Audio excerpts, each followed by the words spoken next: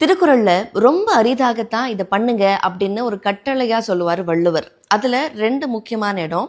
ஒன்று, கற்க கசடற, கத்துக்க வேண்டியவற்றை எல்லாம் பிழை இல்லாம கத்துக்கோங்க அப்படிங்கிறது ஒன்று. ரெண்டாவது, செய்க பொருளை, எதிரியோட பகைவர்களோட செருக்கை அழிக்கக்கூடிய ஒரே ஆயுதம் பணம் தான், செல்வம் தான். அதனால பணம் சம்பாதிங்க அப்படிங்கிறது ரெண்டாவது கட்டளை. அப்படி செல்வம் முக்கியம் அப்படின்னு சொல்ற வள்ளுவர், அப்படி செல்வம்லாம் ரொம்ப முக்கியம்லாம் இல்லை, அதை விட முக்கியமான ஒன்று இருக்கு அப்படின்னு ஒரு இடத்துல சொல்றாரு. அது எந்த குறள் அப்படின்னா, ஆக்கம் இழந்தேம் என்று அல்லாவார் ஊக்கம் ஒருவந்தம் கை துடையார்.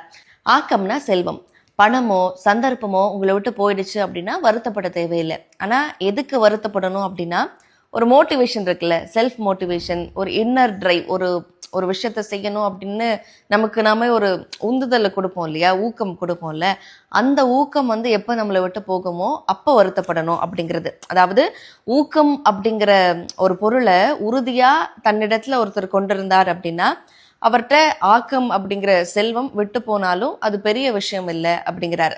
ஜப்பானிய மொழியில எனக்கு ரொம்ப பிடிச்ச ஒரு ப்ரோவர்ப் இருக்கு. அதாவது, when fishermen cannot go to sea they repair nets. அதாவது கடல் கொந்தளிப்போடு இருக்கிறப்போ மீனவர்கள் கடலுக்கு போக மாட்டாங்க. அந்த நேரத்தில் அவங்க என்ன பண்ணுவாங்க அப்படின்னா, அவங்களுடைய வலைகளை பின்னிக்கிட்டு இருப்பாங்க. அதாவது வாட்ஸ் நெக்ஸ்ட் அப்படிங்கிறத நோக்கி போவாங்க.